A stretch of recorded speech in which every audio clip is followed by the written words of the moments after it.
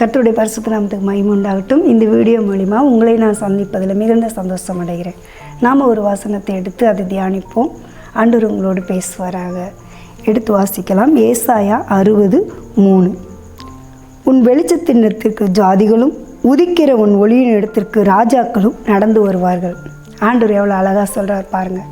ஒருவேளை நீங்கள் எல்லாராலும் கைவிடப்பட்டு எல்லாரும் உங்களை வெறுத்து ஒதுக்கி நீங்கள் இன்றைக்கி தனிமையாக இருக்கிறீங்களா?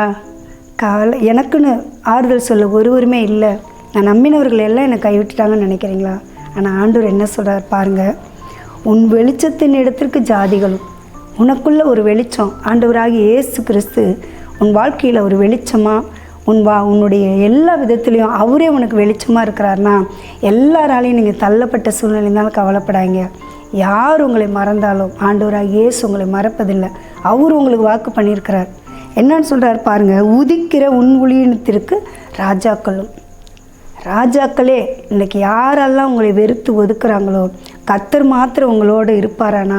கர்த்தரை நம்பி நீங்கள் வாழ்கிற நடக்கிற ஒவ்வொரு சூழ்நிலையிலும் அவரோடு கூட நீங்கள் நடக்கும்போது உங்களிடத்தில் அந்த உதிக்கிற இயேசுவின் ஒளியானது எல்லா ராஜாக்களையும் யாரெல்லாம் வெறுத்தாங்களோ அவங்களெல்லாம் அவங்களுக்கு பின்னாடி நடந்து வருவார்கள். கர்த்தர் அதை செய்வார். நீங்கள் மாத்திரம் ஏசப்பாவை கையில் கெட்டியாக பிடிச்சிக்கணும். அவரை விட்டு நீங்கள் நவரவே கூடாது. இந்த வெளிச்சம் குறையாமல் பார்த்துக்குங்க. அவர் உங்கள் கூட இருந்தால் போதும், எல்லாருமே உங்கள் பின்னாடி வருவாங்க. கலங்காதீங்க. தனிமை உங்களை ஒன்றும் பண்ணாது. கர்த்தர் உங்களோடு இருப்பார். கண்களை முள்ளாமா ஸ்தோத்திரம் கர்த்தாவே.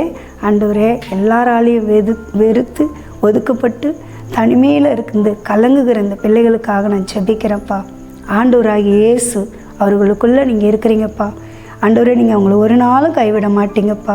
நீங்கள் சொன்னபடியே யாரெல்லாம் இவங்க வெறுத்து ஒதுக்குனாங்களோ அவங்கெல்லாம் மீண்டுமா இவர்களுக்கு வரட்டும் சுவாமி.